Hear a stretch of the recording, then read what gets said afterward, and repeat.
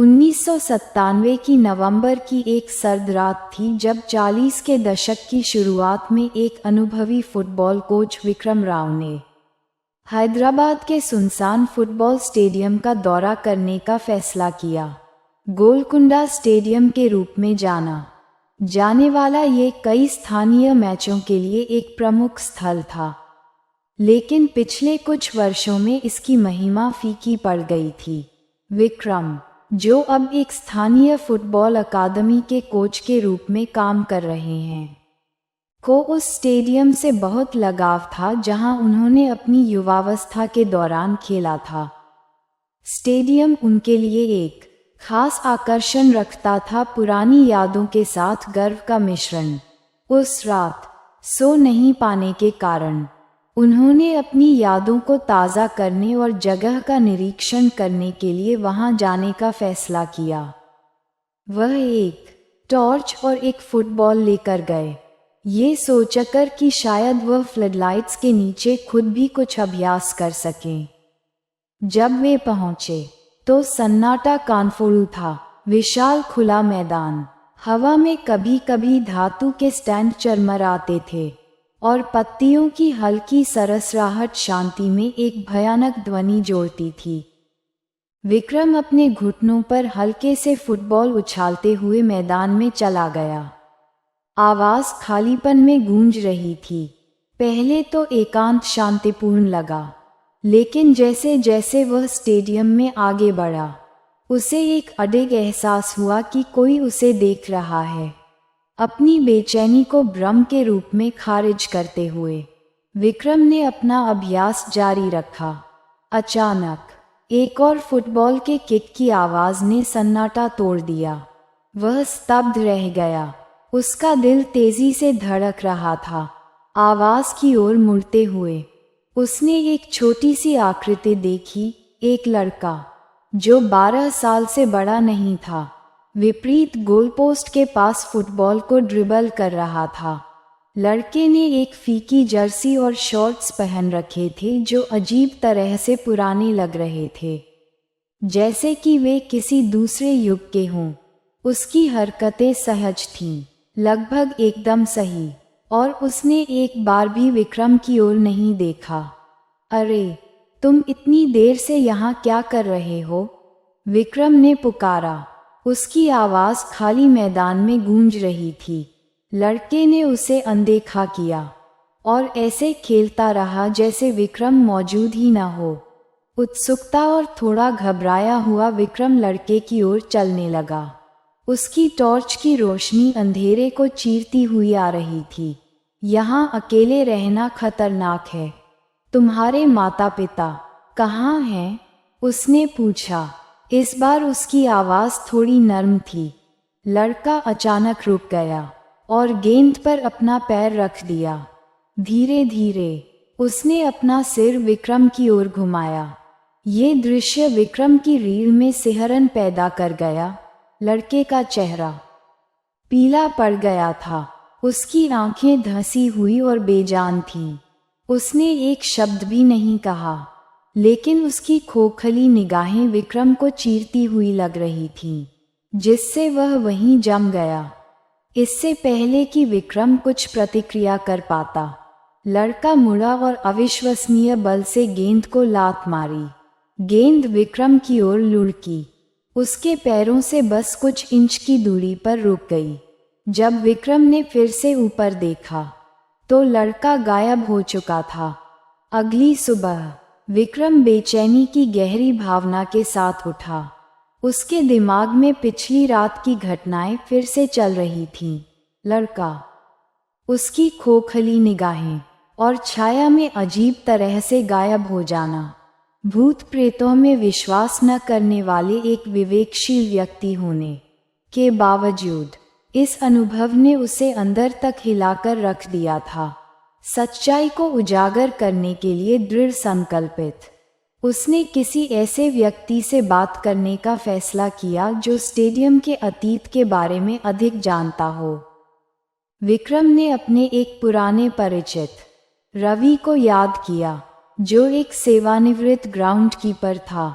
जिसने लगभग 4 दशकों तक गोलकुंडा स्टेडियम में काम किया था। रवि स्थानीय खेल जगत का एक हिस्सा था, जो स्टेडियम के इतिहास के बारे में अपने ज्ञानवर्धक ज्ञान के लिए जाना जाता था। हालांकि उन्होंने वर्षों से बात नहीं की थी। विक्रम को उम्मीद थी कि रवि जो कुछ उसने देखा था उस पर कुछ प्रकाश डाल सकता है।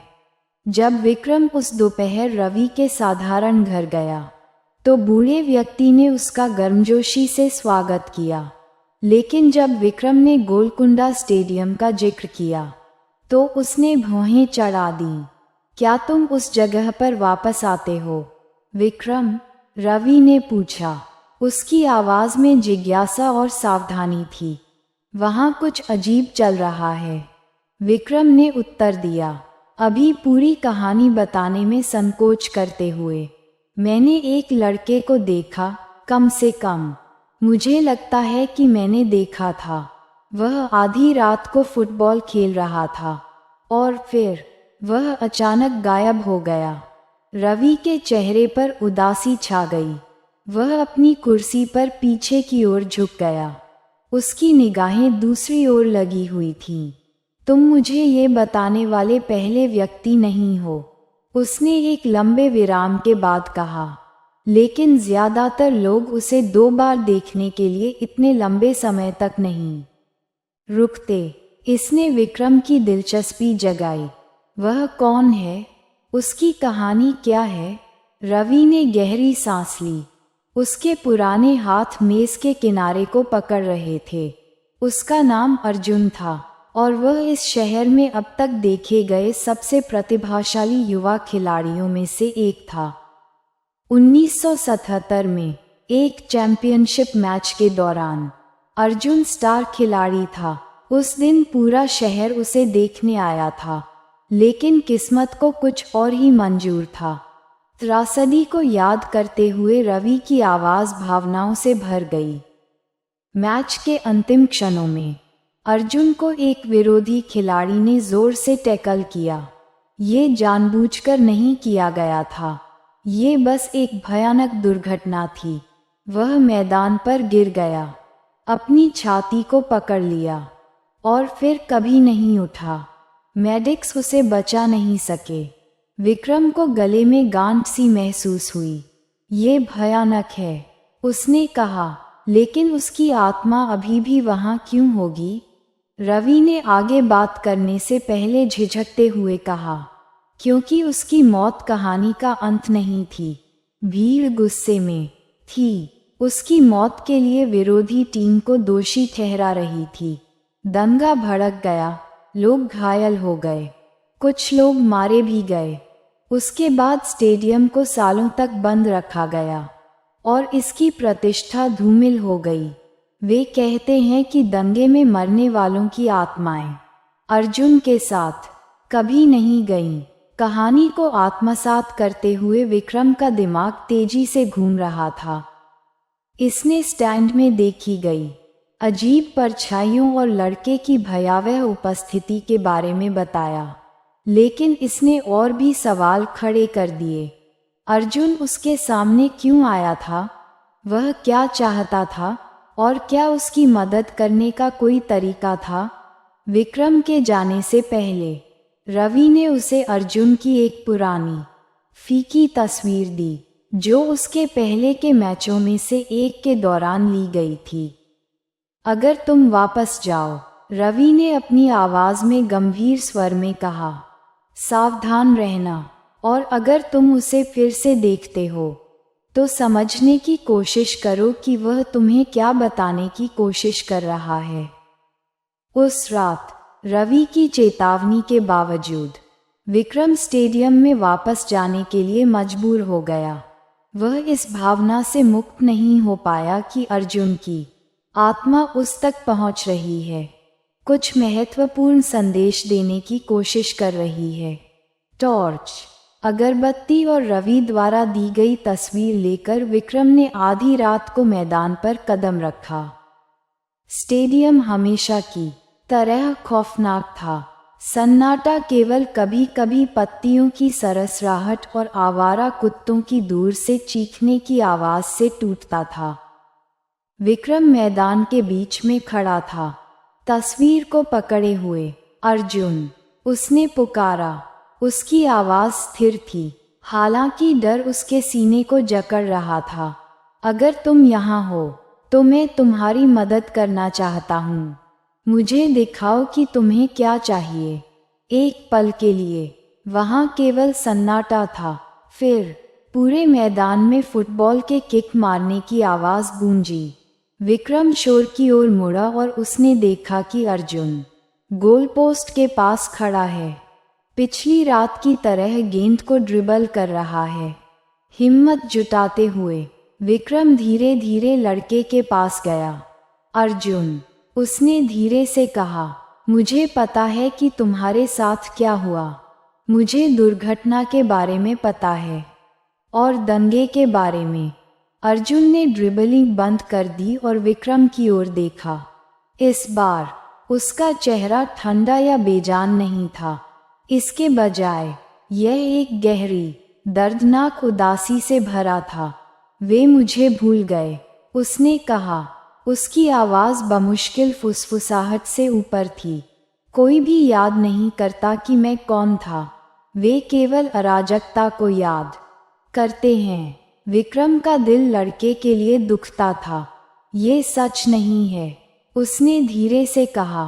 तुम्हारी कहानी अभी भी यहाँ है, इस स्टेडियम में, उन लोगों में जिन्होंने तुम्हारे साथ खेला, जिन्होंने तुम्हें देखा, और मैं ये सुनिश्चित करने जा रहा हूँ कि हर कोई तुम्हें याद रखे। लड़का उसे एक लंबे समय तक देखता रहा, जैसे कि विक्रम के शब्दों में ईमानदारी की तलाश कर रहा हो। अंत में उसने सिर हिलाया, लेकिन जैसे ही उसने ऐसा किया, स्टैंड में छायाएं हिलने लगीं और भीड़ की फीकी फुसफुसाहट हवा में भर गई, जो तेज और तेज होती जा रही थी। विक्रम ने स्टैंड से लोगों की भूतिया रूपरेखाएं निकलते हुए देखीं। दंगे में मारे गए लोगों की आत्माएं। वे मैदान की ओर बढ़े। उनके चेहरे खाली थे, लेकिन उनकी उपस्थिति पीड़ा से भरी हुई थी। विक्रम के अंदर घबराहट फैल गई, लेकिन उसने खुद को अपनी जगह पर खड़ा होने के लिए मजबूर किया। उसे अकेला छोड़ दो, उसने चिल्लाया। उसकी आवाज़ स्टेडियम में गूंज रही थी। वह सिर्फ एक लड़का है। उसके साथ जो हुआ वह उसके लायक नहीं था। आत्माएं झिझकीं। उनके रूप दो दुनियाओं के बीच फंसे हुए जैसे टिमटिमा रहे थे। अर्जुन आगे बढ़ा। उसका छोटा सा आकार विक्रम और बेचैन आत्माओं के बीच खड़ा था। रुको, उसने दृढ़ता से कहा। वह मेरी मदद करने के लिए यहाँ है। अर्जुन के शब्दों पर आत्माएं फीकी पड़ने लगीं। उनकी फुसफुसाहटें कम होने लगीं। हवा शांत हो गई और स्टेडियम में शांति की भावना छा गई। अर्जुन विक्रम की ओर मुड़ा। उसके होठों पर एक हल्की मुस्कान थी।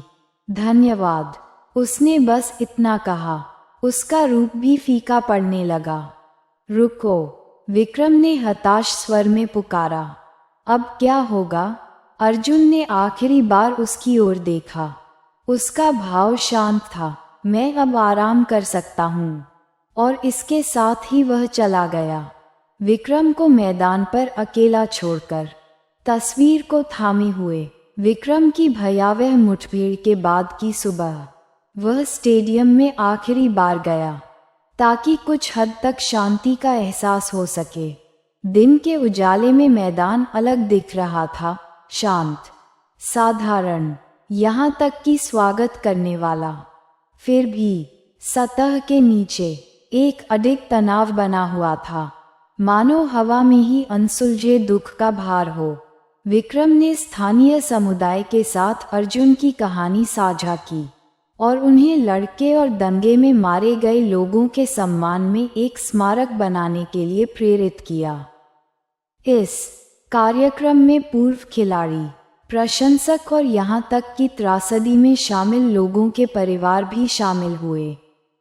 स्टेडियम के प्रवेश द्वार के पास एक पट्टिका लगाई गई जिस पर अर्जुन का नाम और उसकी याद में श्रद्धांजलि लिखी गई। स्मारक ने समुदाय में अस्थायी शांति की भावना लाए और कुछ समय के लिए स्टेडियम में होने वाली भयावह घटनाएं बंद हो गईं। लेकिन विक्रम इस भावना से छुटकारा नहीं पा सका कि कुछ अनसुलझा रह गया है। स्मारक की रात, जब वह घर लौटते हुए अब परित्यक्त स्टेडियम से गुजर रहा था, तो उसे लगा कि उसने फुटबॉल के किक मारने की हल्की आवाज़ सुनी है। अपनी जगह पर रुककर वह मैदान की ओर मुड़ा, लेकिन वहाँ कोई नहीं था। दिन हफ्तों में बदल गए और जिंदगी सामान्य होने लगी। फिर भी विक्रम की नींद अक्सर स्टेडियम के सपनों से टूट जाती थी। वह अर्जुन को मैदान के बीच में खड़ा देखता, उसका चेहरा छायाओं से छिपा हुआ, दंगा पीड़ितों की भूतिया आकृतियों से घिरा हुआ। इन सपनों में अर्जुन कभी नहीं बोलता, लेकिन उसकी अभिव्यक्ति एक लालसा वाली होती, मानो उसे अभी भी मदद की जरूरत हो। एक शाम रवि विक्रम से मिलने उसके घर गया। बूढ़ा ग्राउंड कीपर बेचैन दिख रहा था। चाय पीते हुए उसके हाथ कांप रहे थे। विक्रम, उसने शुरू किया। उसकी आवाज़ झिझक से भरी हुई थी। मैं कुछ ऐसी बातें सुन रहा हूँ, ऐसी बातें जो संभव नहीं होनी चाहिए। तुम्हारा क्या मतलब है? विक्रम ने आगे झुकते हुए पूछा। स्टेडियम के पास कुछ नाइट गार्ड फिर से अजीब आवाज़ें आने की सूचना दे रहे हैं। वे कहते हैं कि उन्हें रात के अंधेरे में जयकारे लगाती भीड़ और मैदान में एक लड़के की हंसी गूंज रही थी। उनमें से एक ने कसम खाई कि उसने एक छाया को फुटबॉल खेलते हुए देखा, जैसा कि आपने बताया था। विक्रम को अपनी रीढ़ में ठंडक महसूस हुई, लेकिन अर्जुन को शांति मिली। मैंने उसे गायब होते देखा। रवि ने अपना सिर हिलाया। शायद उसे गायब होते देखा, लेकिन बाकी लोगों का क्या? दंगे में मारे गए लोगों की आत्माएं?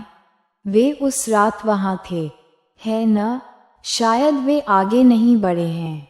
रहस्य की तह तक पहुंचने के लिए दृढ़ संकल्पित विक्रम एक बार फिर स्टेडियम में वापस आया। इस बार उसके साथ रवि और स्थानीय लोगों का एक छोटा समूह था, जिन्होंने साइट के पास अजीबोगरीब घटनाओं का अनुभव किया था। टॉर्च, कैमरा और अगरबत्ती लेकर वे अंधेरा होते ही मैदान में दाखिल हुए। पहले तो सब कुछ शांत था। समूह फैल गया, स्टैंड और मैदान की खोजबीन करने लगा।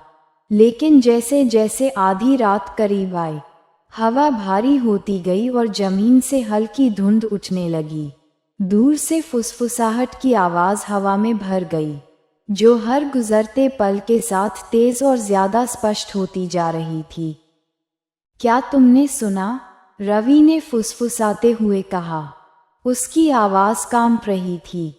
विक्रम ने सिर हिलाया। उसकी आंखें छायाओं को स्कैन कर रही थीं। अचानक फुटबॉल के किक मारने की आवाज़ पूरे मैदान में गूंज उठी। उसके बाद एक बच्चे की हल्की हंसी। समूह तब स्तब्ध रह गया जब दूर से एक आकृति दिखाई दी। एक लड़का गेंद को ड्रिबल कर रहा था। उसकी हरकतें बहुत ही सहज और यांत्रिक थीं। अर्जुन, विक्रम ने पुकारा, लेकिन लड़के ने कोई जवाब नहीं दिया। इसके बजाय वह मुड़ा और स्टैंड की ओर चला गया, जहां छायाएं एक भीड़ के रूप में एकत्रित होने लगीं। स्टैंड, जो कभी खाली थे, अब भूतिया आकृतियों से भरे हुए थे। उनके चेहरे धुंधले और अस्पष्ट थे। स्थानीय लोगों में से एक, सतीश नाम का एक युवक चिल्लाया, ये बहुत ज्यादा है, चलो यहाँ से निकल जाओ। लेकिन जैसे ही वह जाने के लिए मुड़ा, जिस गेट से वे अंदर आए थे, वह बंद हो गया। जिससे वे अंदर फंस गए। समूह मैदान के बीच में एक साथ इकट्ठा हो गया। उनकी मशालें टिमटिमा रही थीं क्योंकि भूतिया भीड़ का शोर बढ़ता जा रहा था। स्टैंड में मौजूद आकृतियां उन्हें देख रही थीं। उनकी खोखली आंखें अंधेरे में मंद मंद चमक रही थीं। फिर, जैसे कि किसी अदृश्य संकेत का जवाब देते हुए, लड़के ने लार टपकाना बंद कर दिया और विक्रम का सामना करने के लिए मुड़ गया। आपने मदद करने का वादा किया था, लड़के ने कहा। उसकी आवाज़ अस्वाभाविक रूप से गूंज रही थी। लेकिन ये सिर्फ मेरे बारे में नहीं है। उन्हें भी न्याय चाहिए। न्याय किस लिए? विक्रम ने पूछा। उसकी आवाज़ कांप रही थी। वे सिर्फ दंगे के शिकार नहीं थे, लड़के ने जवाब दिया। उनमें से कुछ मारे गए थे। इस रहस्योद्घाटन ने विक्रम को एक घूंसा मारा। उसे दंगे के बारे में रवि का विवरण याद था, लेकिन अब उसे एहसास हुआ कि आधिकारिक कहानी शायद पूरी सच्चाई नहीं थी। क्या किसी ने दंगों की अराजकता का इस्तेमाल काले कारनामों को छिपाने के लिए किया था? क्या लड़का उससे किसी छिपी हुई साजिश को उजागर करने के लिए कह रहा था? विक्रम के कुछ और पूछने से पहले ही लड़का और भूतिया भीड़ फीकी पड़ने लगी। उनके रूप धुंध में विलीन हो गए। गेट खुला और समूह लड़खड़ाते हुए बाहर निकला। हिल गया लेकिन उसे कोई नुकसान नहीं हुआ। अगले दिन विक्रम ने दंगों के इतिहास की खोजबीन शुरू की। पुराने अखबारों के लेखों को पढ़ा और वहां मौजूद हर व्यक्ति से बात की। उसने जो कुछ भी उजागर किया, उससे वह चौंक गया। दंगों के दौरान हुई कई मौतों को संदिग्ध रूप से दुर्घटना माना गया था, जबकि प्रत्यक्षदर्शियों के बयानों से पता चलता है कि इसमें गड़बड़ी हुई थी। कुछ पीड़ित स्थानीय अधिकारियों के मुखर आलोचक थे, जिन पर स्टेडियम के रखरखाव बजट से धन की हेराफेरी करने का संदेह था। यह महसूस करते हुए कि आत्माएं न केवल त्रासदी से जुड़ी थीं, बल्कि उसके बाद हुए अन्याय से भी जुड़ी थीं, विक्रम ने अपनी जांच जारी रखने की कसम खाई।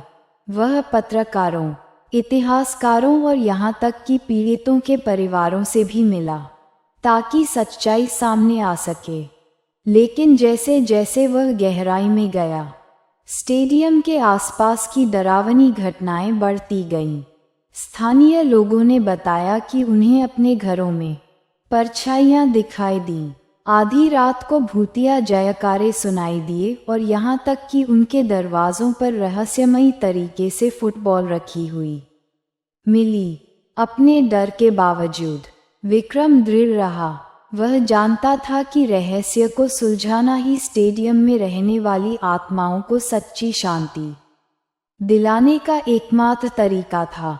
फिर भी अंदर ही अंदर वह इस भावना से छुटकारा नहीं पा सका कि परछाइयां उसे देख रही थीं, पहेली के आखिरी टुकड़े को उजागर करने का इंतजार कर रही थीं। जब उसने आखिरी बार अर्जुन की तस्वीर को देखा तो विक्रम फुसफुसाया, मैं तब तक नहीं रुकूंगा जब तक सच्चाई सामने नहीं आ जाती। लेकिन जैसे जैसे कमरा ठंडा होता गया और रोशनी टिमटिमाने लगी, उसे एहसास हुआ कि गोलकुंडा स्टेडियम का रहस्य शायद कभी भी पूरी तरह से सुलझ न पाए। आशा है कि आपको ये काल्पनिक कहानी पसंद आई होगी। अधिक रोचक वीडियो के लिए अपने दोस्तों के साथ साझा करें और अधिक मज़ा के लिए चैनल को सब्सक्राइब करें। धन्यवाद दोस्तों। 2 दिन बाद फिर मिलेंगे एक और कहानी के साथ।